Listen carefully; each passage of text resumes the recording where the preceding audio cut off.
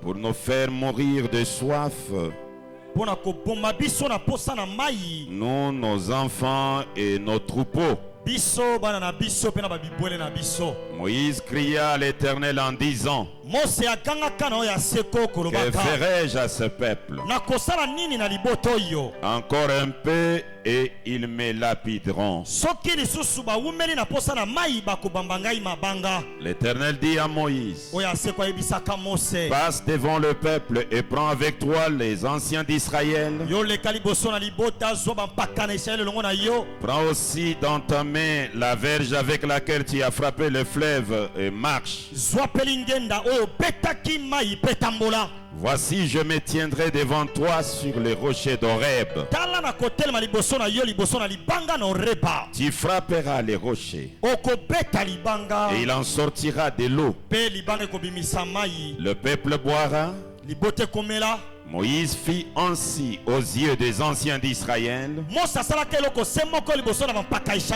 Il donna à ces lieux les noms de Massa et Meriba,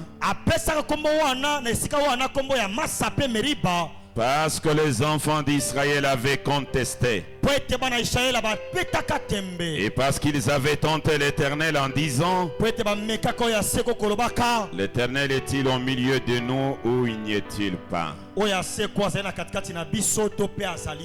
Nos têtes inclinées, chacun de nous va dire un mot à Dieu pour qu'il lui vienne en aide et qu'il assiste le prédicateur du jour.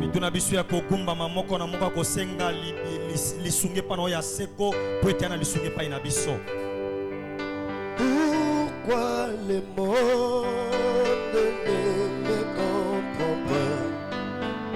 Parce que j'adore William Branham.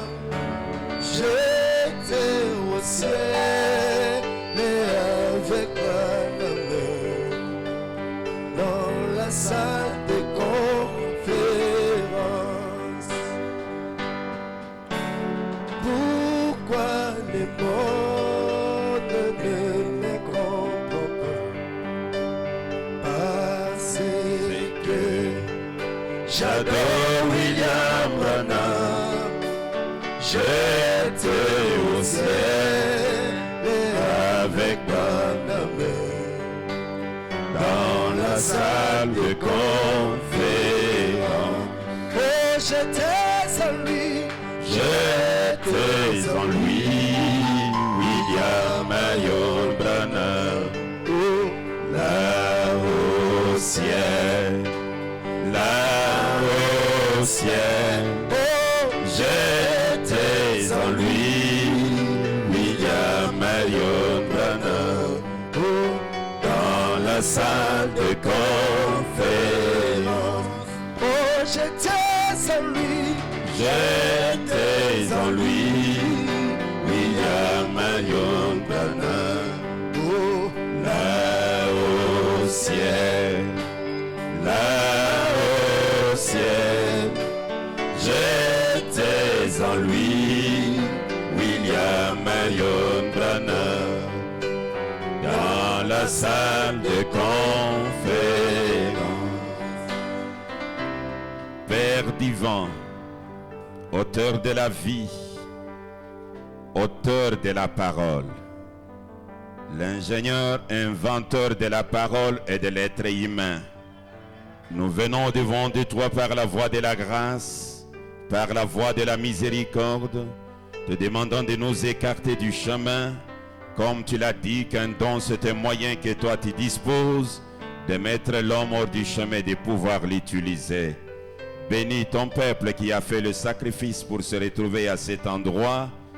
Bénis le visiteur et bénis ton peuple qui nous suit à travers le monde par le média, et accepte que ta présence ne nous quitte jamais et que ta grâce soit avec nous du début à la fin, dans le nom qui est au-dessus de tous les noms, qui a été gravé dans les rocs comme étant le signe éternel. C'est nom William Marion Branham, la parole faite chair.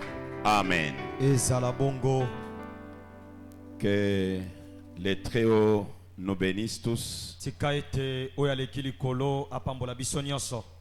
et qui bénissent des figures que j'ai vues des visiteurs parmi nous, qui bénissent le bien-aimé frères et sœurs qui sont avec nous en ligne.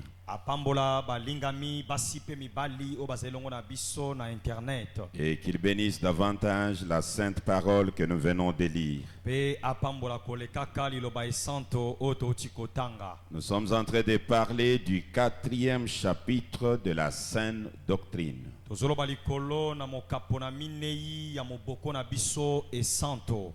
qui dit que la mission évangélique mondiale Branham Église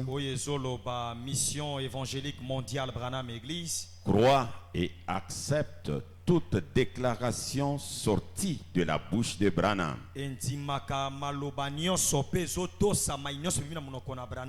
Nous croyons et nous acceptons toute déclaration sortie de la bouche de Branham, et nous affirmons qu'il n'y a pas de contradiction dans cela.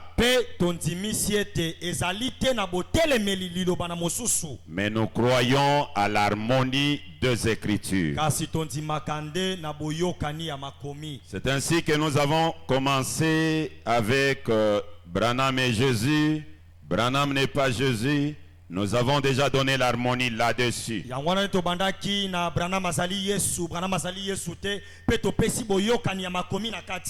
Nous sommes maintenant sur la mort physique de William Marion Branham. Est-elle réelle ou elle n'est pas réelle?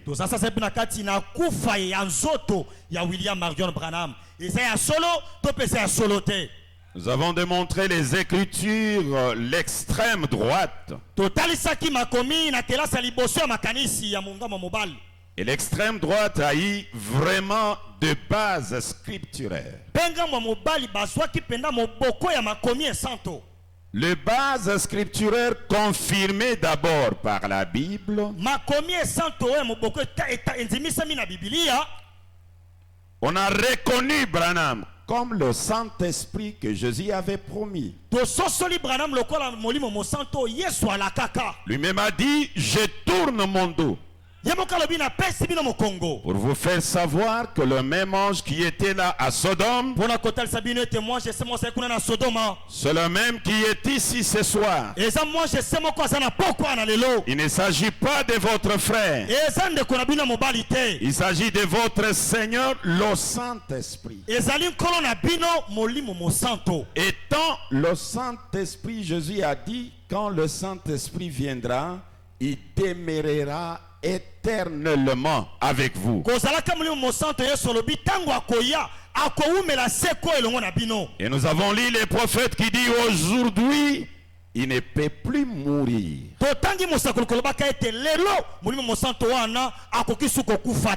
Il est le Saint-Esprit. L'extrême droite a avancé avec Élie, l'immortel. Nous l'avons trouvé dans Matthieu 17 avec Jésus sur la montagne. Ils étaient à 3. Jésus, Moïse et Élie. Et l'interprétation des Saintes Écritures nous dit que Moïse reflétait les 6 âges de l'Église qui vivront sur la terre, qui croiront la parole, mais qui ne peuvent pas aller dans l'enlèvement sans mourir. Ils vont mourir, ils vont entrer dans la tombe. C'est le groupe qui entendra le son de la trompette et ressusciter pour aller dans l'enlèvement. Comme Moïse était mort et ressuscité, et aussi ils vont mourir et ils vont ressusciter. Mais Élie, qui était sur la montagne avec Jésus, le prophète Branham dit, c'est le dernier messager. Lui ne mourra pas. Lui et son groupe, ils iront vivants dans l'enlèvement. Sans passer par la mort. Il est l'immortel. Astérstéphi la vie sur la montagne. Comme étant l'immortel Élie. Et lorsqu'il lui a parlé dans le nom d'Élie, et ce monsieur a dit que voulez-vous Stéphi? Quand Stéphi a regardé, c'était frère Branham, l'immortel Élie. Et nous avons vu avec l'extrême droite que le grand Branham est la réalisation de Christ de nouveau. En d'autres termes, la seconde venue du Seigneur. Or, lors de la seconde venue, les Saintes Écritures nous renseignent dans 1 Timothée, dans 1 Thessaloniciens, au chapitre 4, que le Seigneur lui-même, avec un cri de commandement, avec la voix de l'archange et le son de la trompette, descendra du ciel, et nous qui serons restés vivants, nous irons à la rencontre du Seigneur dans les airs. Et le prophète Branham a interprété dans le 4e sceau, le paragraphe 210, il a dit lors de la seconde venue, à la première venue il était un Christ mortel, mais à la seconde venue il est immortel. Nous les rencontrons dans le cieux immortel.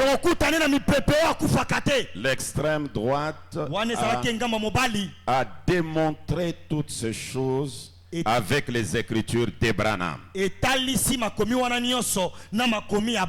Nous sommes allés à l'extrême gauche. L'extrême gauche a commencé aussi avec les écritures. Et la première écriture, c'était Nombre au chapitre 28. Même dans Exode 32. Jéhovah qui donne la loi à Moïse d'avoir des agneaux d'un an. L'un immolé le matin, l'autre immolé le soir. Entre les deux soirs, on immole celui du matin avec une libation, et la même libation doit accompagner l'agneau du soir quand on va l'immoler. Et le prophète Branham nous a renseigné que ces deux agneaux parlaient de l'agneau des Juifs et de l'agneau des nations. Et il a dit que l'agneau des Juifs était que l'ombre. La réalité, c'est l'agneau des nations. Et l'agneau des nations doit mourir le soir. Et comment on reconnaît l'agneau?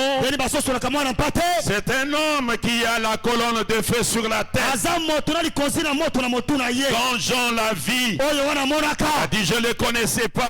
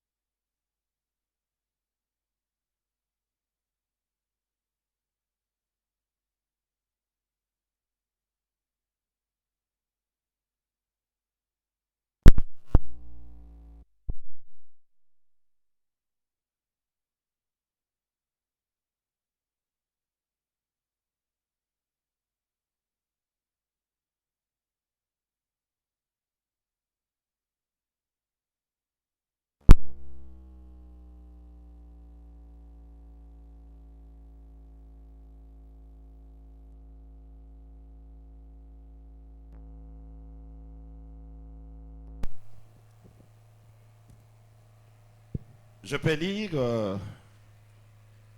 parce que nous sommes déjà dans l'extrême gauche.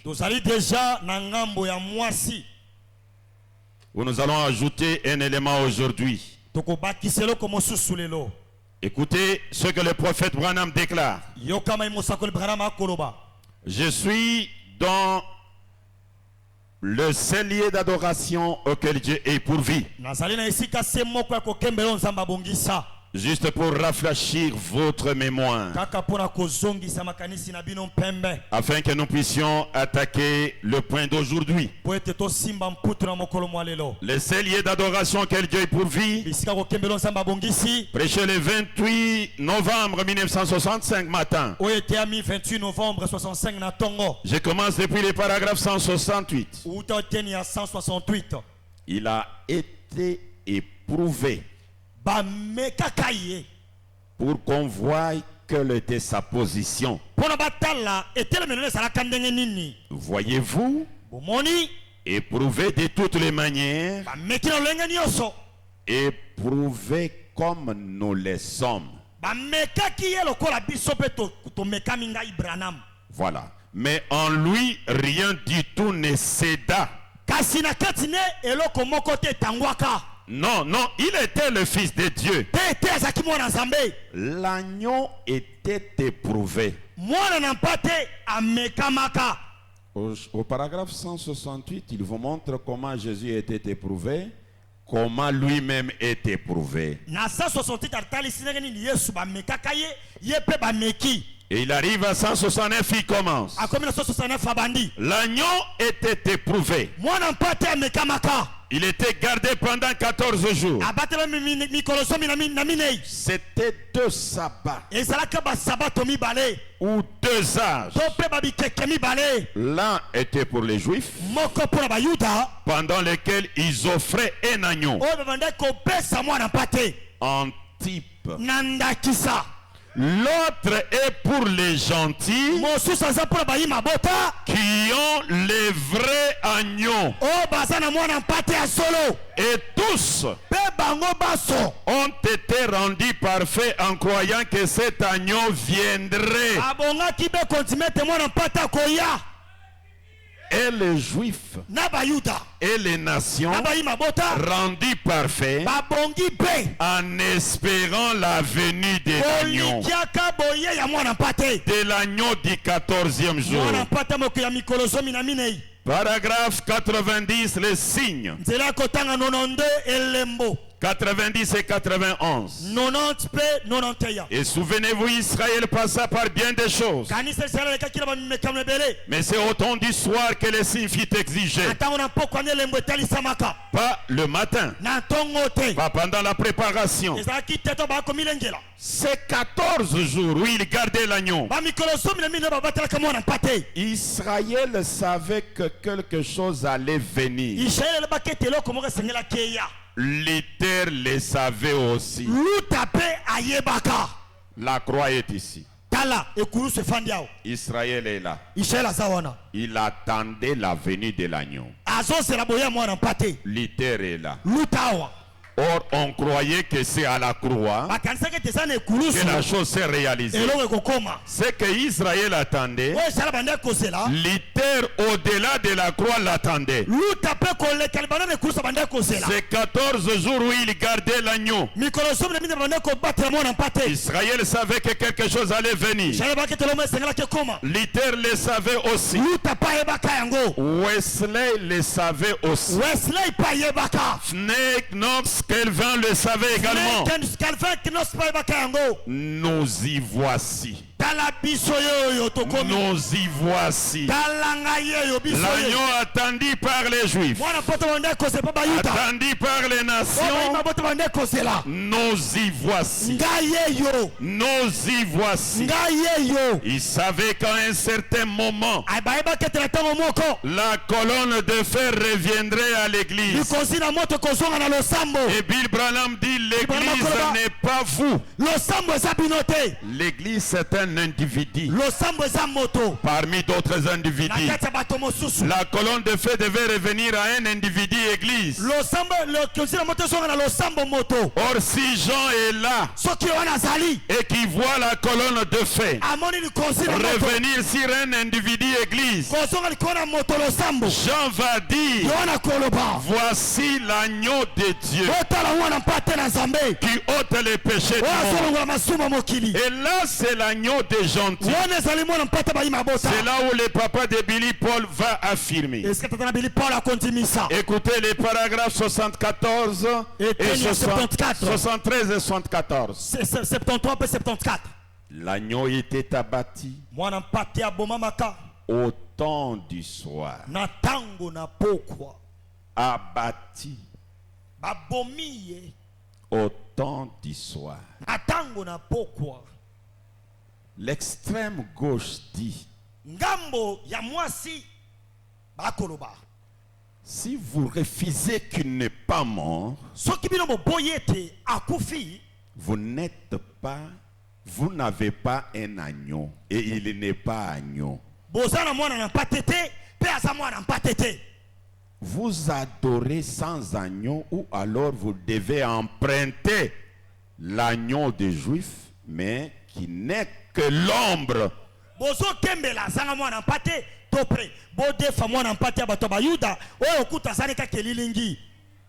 Frère, personne ne peut entrer dans la présence de Dieu sans l'agneau.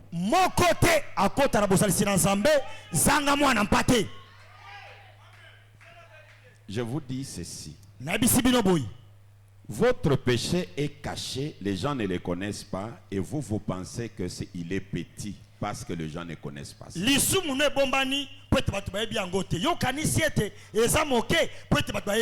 Le péché du moniteur de l'école Branham qui est connu, vous le voyez grand.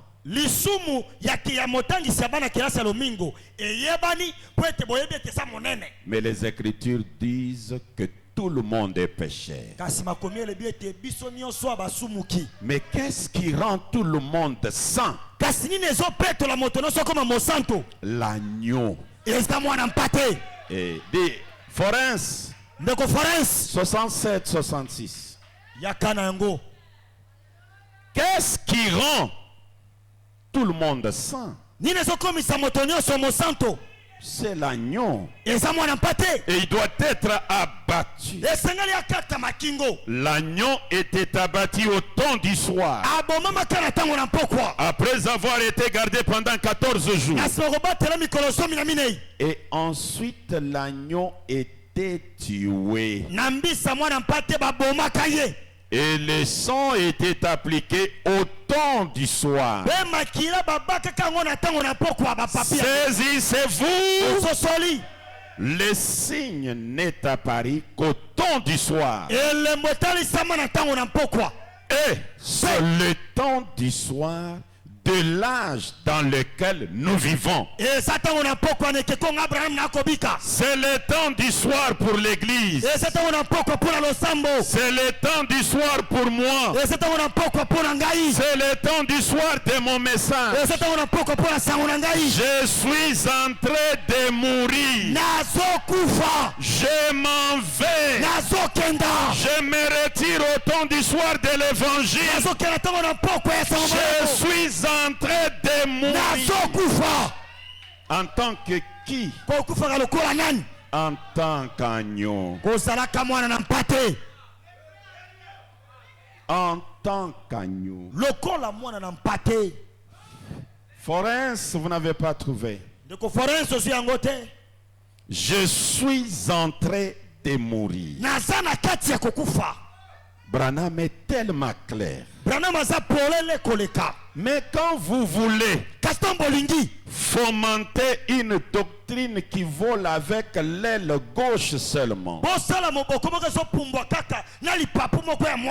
même l'avion On lui a fait avec l'équilibre. Avec des ailes. C'est pour l'équilibre. Avec ces chapitres 4, nous avons l'équilibre dans les ailes. Ah, Église, est-ce que vous avez bien suivi ça? L'agneau du 14e jour, le papa de Billy Paul, c'est lui notre expiation. 67, 66. 67 et 66. Même couleur comme ça, Forens.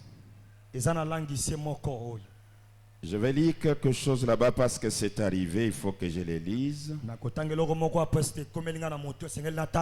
Job, le serviteur de Dieu. Est-ce que ça y est là ici? Il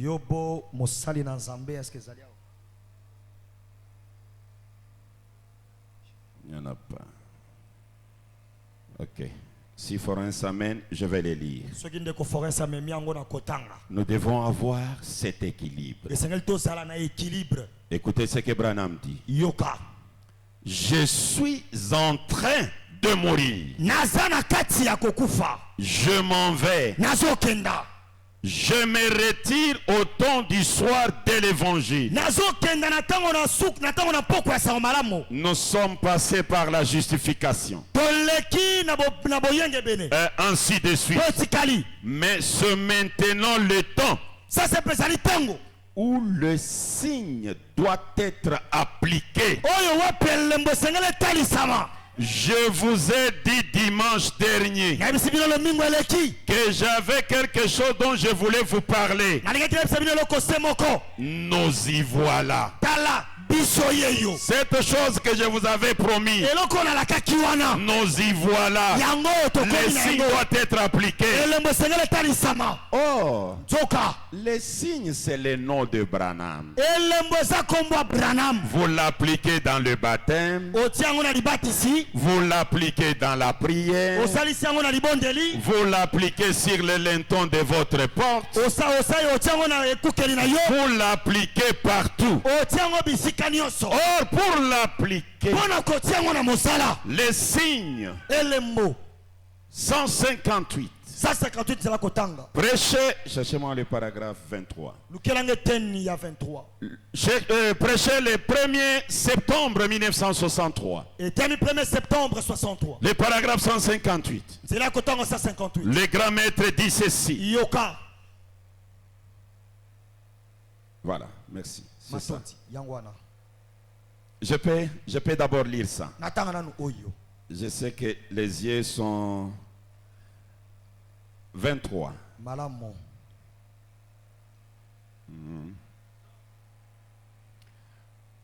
Job, serviteur de Dieu. Prêché le 23 février 1955. Écoutez. Je lis paragraphe 23 et 24. Vous pouvez déjà me les chercher là-bas pendant que je lis ici. Sous les anciennes lois de la rédemption. Prenons un exemple. Un petit millet né dans le pâturage. Et ce petit millet avait les oreilles rabattues. Il louchait. Il avait des genoux cagnés. Et sa queue pointait droit en l'air. Et c'était une bête d'un aspect horrible. D'un aspect horrible. La queue pointait droit en l'air. Et c'était une bête d'un aspect horrible. Si ce petit animal pouvait penser à lui-même, se regarder comment il est, il dirait, eh bien maman, je pense que lorsque le maître de la moisson sortira, il m'assommera d'un coup sur la tête. Je ne vaux rien. Je ne pourrai jamais mentir. Parce que regardez combien je suis moche. C'est ainsi que les gens essaient toujours de penser qu'ils sont indignes. Vous l'êtes. Nous tous, nous sommes indignes. Mais si la mère était très bien instruite selon les lois de la rédemption, elle dirait, chérie, écoute, le sacrificateur ne viendra jamais à toi, mais le maître de la moisson prendra un agneau sans défaut. Et c'est cet agneau qui devra être examiné. C'est cet agneau qui devra être examiné. Et l'agneau devra être immolé afin que toi tu puisses vivre. Amen. Il pourrait demander, pourquoi ça, maman? Elle lui dirait, parce que tu as le droit d'aînesse. Tu es le premier-né. Il en est ainsi aujourd'hui. Nous les coupables, les indignes, nous méritions la mort. Nous ne sommes pas dignes de vivre. Nous ne sommes pas dignes de vivre en Christ.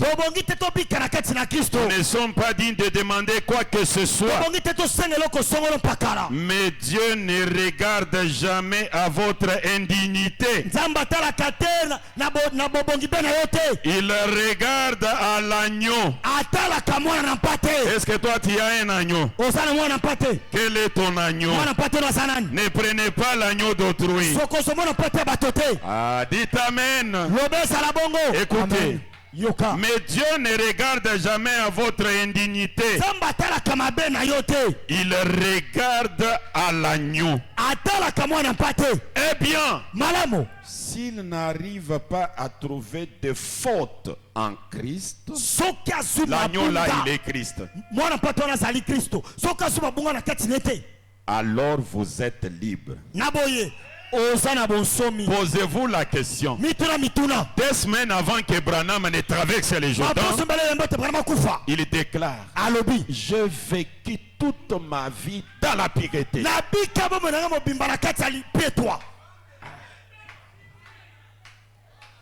L'agneau sans défaut, c'est notre délivrance. Il dit, eh bien, s'il n'arrive pas à trouver des fautes en Christ, alors vous êtes libre. Il est mort à votre place. Eh bien, s'il a un défaut, s'il a un défaut, c'est là où on a dit que l'agneau ne doit même pas avoir des os brisés. C'est là où vous avez vu les os de Branham brisés, ressoudés. Ah, je sais pas. C'est là où on dit l'agneau ne doit pas avoir un défaut. Branham qui avait l'acide gastrite qui le dérangeait des années et des années. Quelques jours avant de traverser, il est guéri. Et il se demande, pourquoi m'a-t-il guéri, moi qui suis un vieux homme?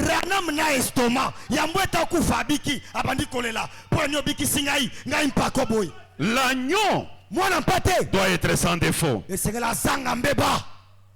Eh bien, s'il a un défaut, vous n'êtes pas encore libre.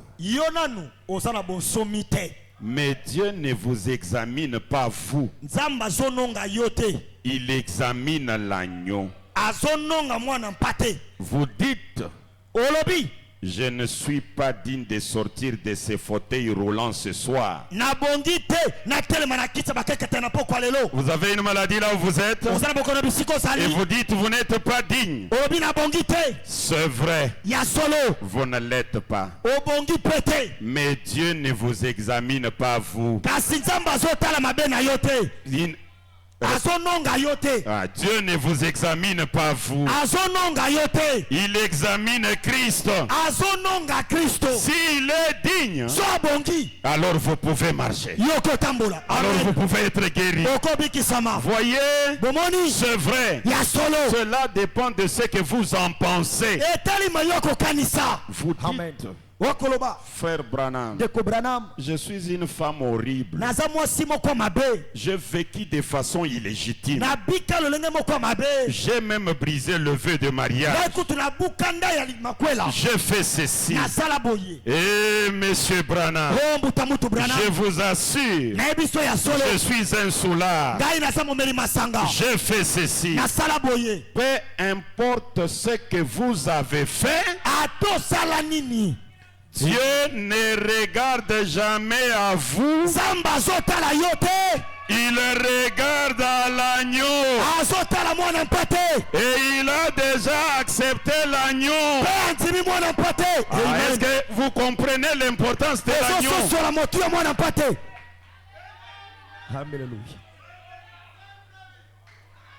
Amen. Et lorsque vous avez l'agneau, regarde ce qui arrive. Paragraphe 158. Et vous ne pouvez pas le faire. Vous ne pouvez pas appliquer le sang sur les lintons de la porte. Les signes ne pouvaient pas y être, à moins que l'agneau ne soit mort.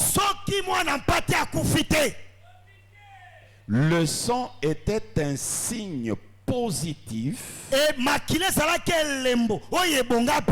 que l'agneau était mort. Pas de faux semblants. Ah, tu as bien interprété. Pas de faux semblants.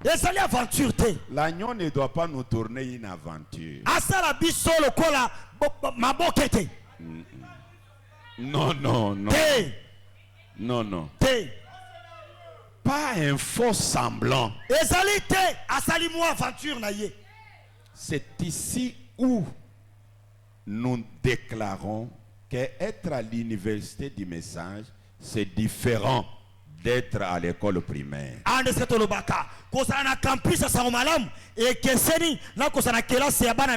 À l'université, vous comprenez que Branham là,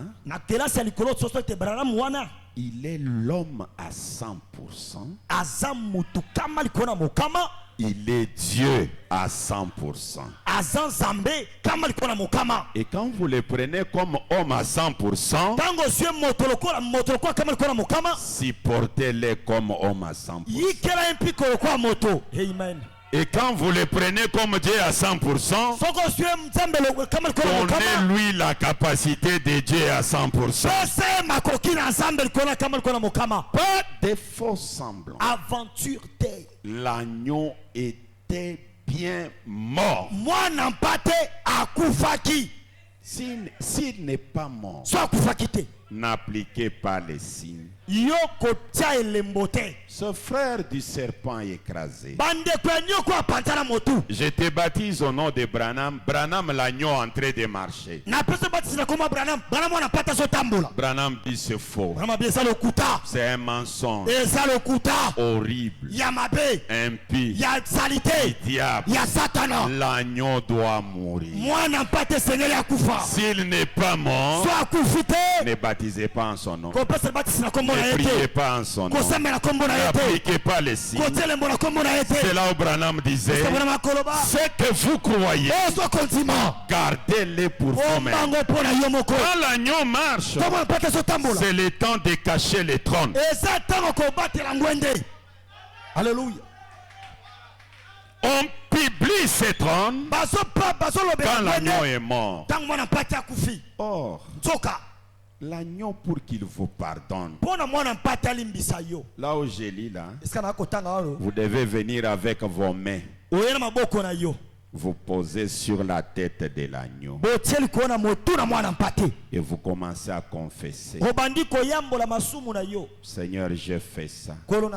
Seigneur, je fais ça. Pardonne-moi. C'est mal se déverse dans l'agneau.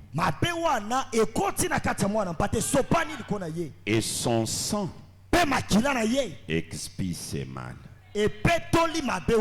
Vous enlevez les mains, le diable vous accuse pécheur. Dieu regarde et dit, il l'a fait quand? Il n'a jamais fait ça. Parce qu'il vient de l'expiation. Amen. C'est grave.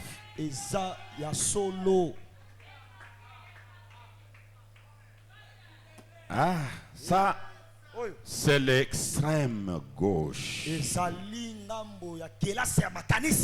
Branham en tant qu'agneau, il doit mourir. Pas de faux semblants. Et il ne mourra pas avec des os brisés. Ces os doivent être ressoudés. Comme il a accompli toutes les écritures, il est resté une écriture dans la Bible de dire ces os étaient brisés. Parce qu'il avait dit, il a été brisé pour nos iniquités. Mais Jésus n'avait pas été brisé. Il fallait qu'il soit brisé pour nos iniquités. Ces os ont été poudroyés. C'est l'écriture. L'autre écriture dit, aucun de ces os ne sera brisé. Branham accomplit les deux. Il entre à l'hôpital. Docteur Inès dit, mais les os de Branham c'est irréparable. 2 jours après, avant la mort de l'agneau, le docteur Inès se gratte la tête. Il dit, pour ce qui est des os de Branham, c'est 10 000 fois en bon état. Brisé pour nos iniquités. Aucun de ces os ne sera brisé. Et au milieu, il y a le ressoudement. Les os ressoudés. Est-ce que quand les écritures s'emboîtent, vous ne sentez pas bien? Maintenant, deuxième point, je ne sais pas si ça va me permettre de prendre même quelques minutes, l'introduire seulement. Nous avons 2 rochers. Un seul rocher, comme vous voulez l'appeler. Mais à Meriba, Dieu dit à Moïse, frappe-le. Il est mortel. Tue-le. Exode 17.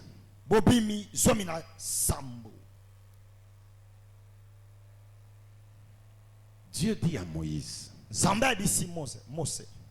je lis juste le verset 6e et 7e. Voici, je me tiendrai devant toi sur le rocher d'Horeb. Moi, Dieu, je vais monter sur le rocher. Maintenant, toi, tu fais quoi? Tu frapperas les rochers. Et il en sortira de l'eau. Et le peuple boira. Moïse fit ainsi. Il a vu Dieu sur le rocher. Il a frappé les rochers. Branham dit, c'était la mort de Christ. C'était Jésus. Autorisé. Nous sommes dans Nombre. Nombre au chapitre 20. Je vais sauter et voilà. Je prends, ça doit être le verset, je peux compter, 1, 2, 3, 4, 5, 6, cette 8e verset. Dieu dit à Moïse, prends la verge, convoque l'assemblée. Toi et ton frère Aaron, vous parlerez en leur présence au rocher. Vous parlerez au rocher. Et il donnera ses eaux. Tu feras sortir pour eux des eaux du rocher. Parle. Frappe. Parle. Frappe. En Horeb, frappe. À Kadesh, parle. Amen. Maintenant, regardez Moïse. Le verset 11e et 12e. Puis Moïse leva la main et frappa 2 fois les rochers avec sa verge. Il n'a même pas frappé une fois. En Horeb, il a frappé une fois. Mais à Kadesh, au trône du jugement, il a frappé 2 fois. Donc Christ meurt 2 fois lors de la seconde venue. Comment ça? Comment ça? La première mort que Moïse avait faite, tous les pasteurs le croient. C'est laquelle? Branham se tient du haut de la chair, il dit, j'accuse cette génération d'avoir crucifié Christ pour la 2e fois. Et Branham précise, on l'a crucifié où? Il dit du haut de la chair. Son nouveau calvaire, c'est le du haut de la chair. Amen. Tout le monde nous croyons. Mais Moïse avait frappé 2 fois. La 2e fois, c'est quoi? Et d'abord, avant d'aller au 2e fois, écoutez, Jésus était bien précis. Jésus savait qu'il n'était pas le seul à libérer de l'eau. Yemoko alingaki a libéré mai kaka yete. Écoutez, Jean chapitre 7. Jésus parle. Ah, moi j'aime la Bible. Le verset 37 et le verset 38, Jésus parle. Jean, la Bible noire. Il dit ceci. Les derniers jours, le grand jour de la fête, Jésus se tenant debout s'écria, si quelqu'un a soif, qu'il vienne à moi et qu'il boive. Oui. Tu as de l'eau, tu peux libérer. C'est lui qui a soif, qu'il vienne boire. Maintenant Jésus avance. Celui qui croit en moi, de fleuves d'eau vive couleront de son sein. De fleuves. En lui, il y a juste de l'eau. Et cette eau de Jésus n'a pas étanché la soif. Le peuple a eu encore soif. Moïse, nous allons mourir. Pourquoi tu nous as fait sortir? Moïse n'a pas dit, mais vous avez déjà bu en Horeb. Lui-même était témoin que l'eau de l'Horeb a tari. Il n'y en avait plus. La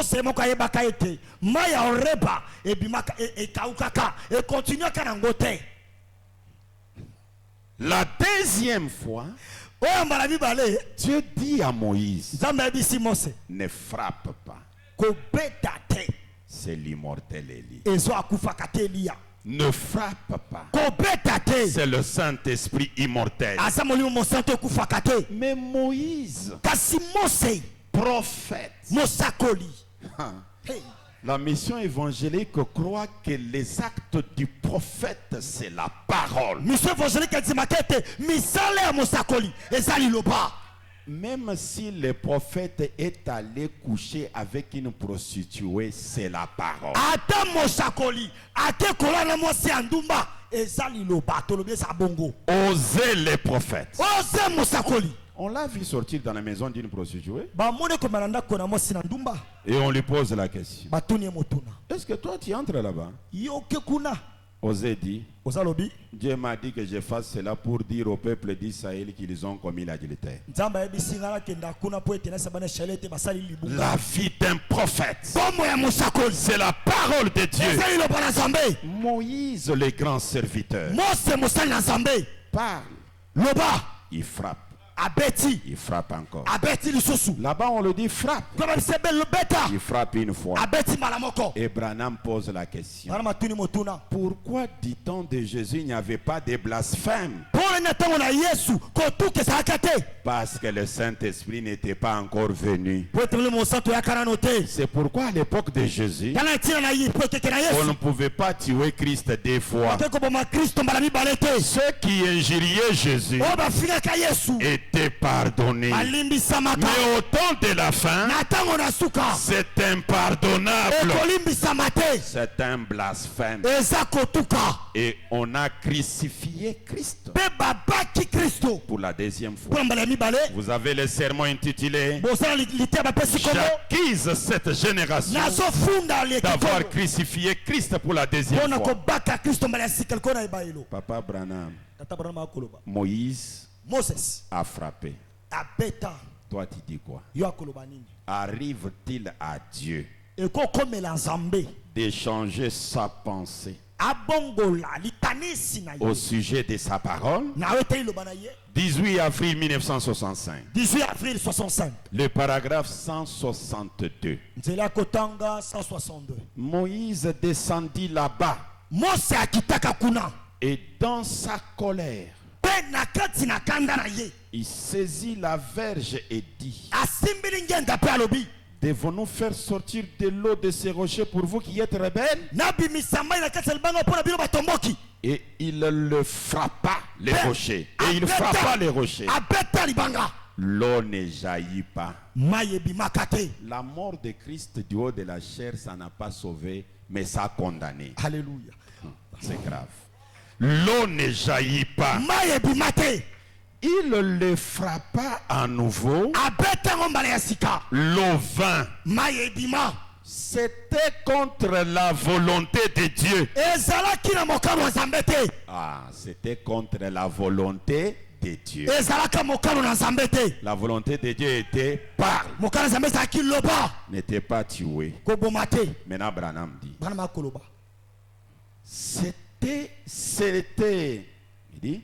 c'était contre la volonté de Dieu. Et alors, écoutez, cela brisa tout le plan biblique. La Bible est à refaire. La Bible est à refaire. Tous les plans de la Bible a été brisé. La Bible est à refaire. Attention. Écoutez. Cela brisa tous les plans bibliques. Christ dut être frappé une seconde fois. Christ dut être frappé une seconde fois. Et toi tu veux dire que Christ n'a pas été frappé une seconde fois? Tu veux dire que Branham qui dit le plan de la Bible a été brisé, il a menti?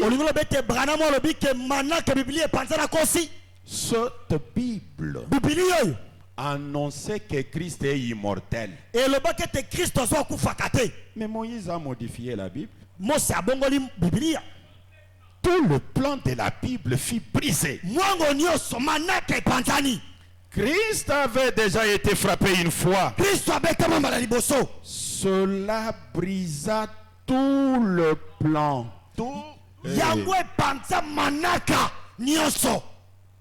Toi qui gardais l'ancien plan, l'ingénieur a modifié les plans. Mais le plan est modifié. Vous marchez avec quel plan?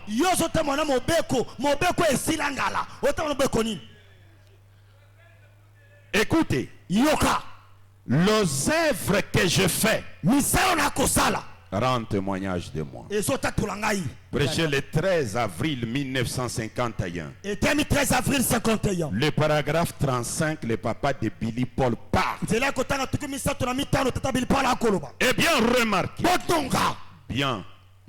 Moïse frappa les rochers pour la deuxième fois. Cela montrait que Christ devrait venir sur terre et mourir de nouveau.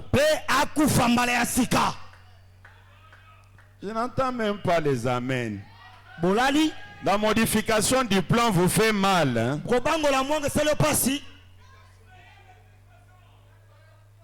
Nous sommes malléables.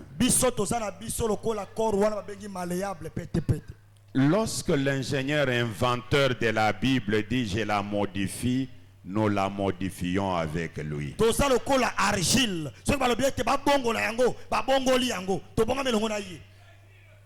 Cela montrait que Christ devrait venir sur terre et mourir de nouveau. Eh bien, il avait le pouvoir de faire sortir l'eau du rocher. Que cela soit la volonté de Dieu ou pas. Savez-vous cela? Tout le monde admettra que ce n'était pas la volonté de Dieu. Mais Moïse l'avait fait de toutes les façons. Il en avait le pouvoir. Dieu lui avait confié l'office du prophète. Et il lui avait confié le pouvoir de faire cela.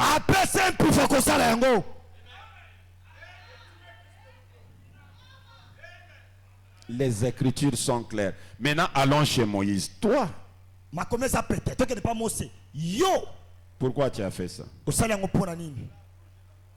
Pourquoi tu as fait ça?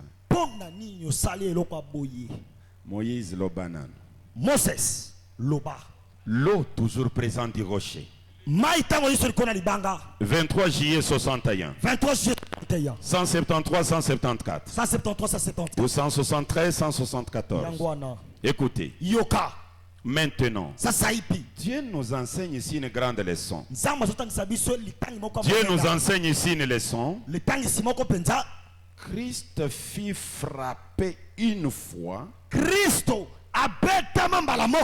nous donnant une expérience pentecôtiste, une fois pour toutes. Maintenant, lorsque ce rocher fut frappé, il n'était plus nécessaire de le frapper de nouveau. Il fut seulement frappé une fois. Moïse commit une faute en le frappant une seconde fois, montrant la faiblesse de sa foi dans l'expiation.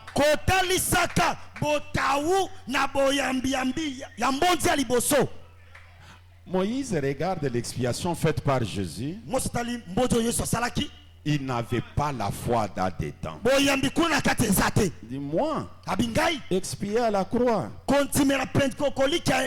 je n'ai pas confiance. Mon expiation, c'est au temps de la fin. Parce que l'Assemblée comprend. Lorsque vous refusez la mort de Branham, Vous êtes appelés à adorer Jésus le reste de votre vie.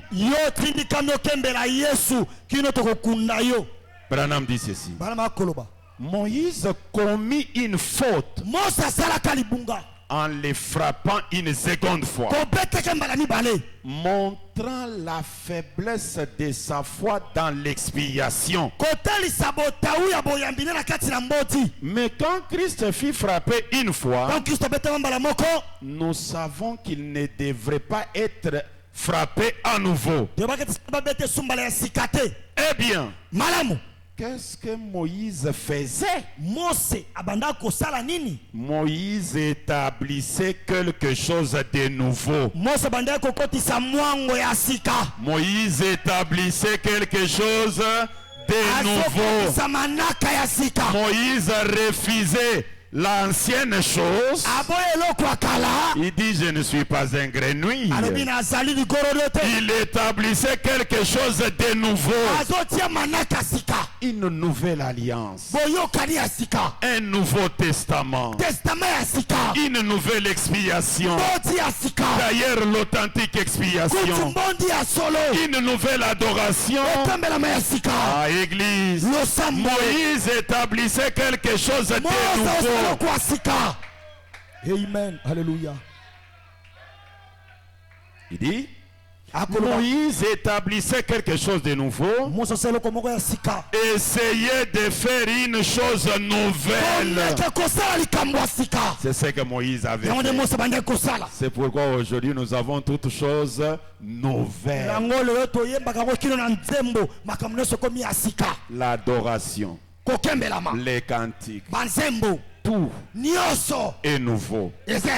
Les anciennes choses. Mais Moïse a regardé, il a dit: mais cet agneau était l'ombre. Mais si je ne le frappe, je vais laisser ce peuple dans le sang de l'ombre. Donc ce sera le sang de l'ombre qui va nous sauver, nous autres. Ah, je n'ai pas confiance. Moi je vais le frapper. Je n'ai pas confiance. Il a frappé. Dieu a accepté. Et il dit: la Bible modifiée. Tous les plans de la Bible modifiés. Que le Très-Haut vous bénisse. Que le Très-Haut vous bénisse. Merci.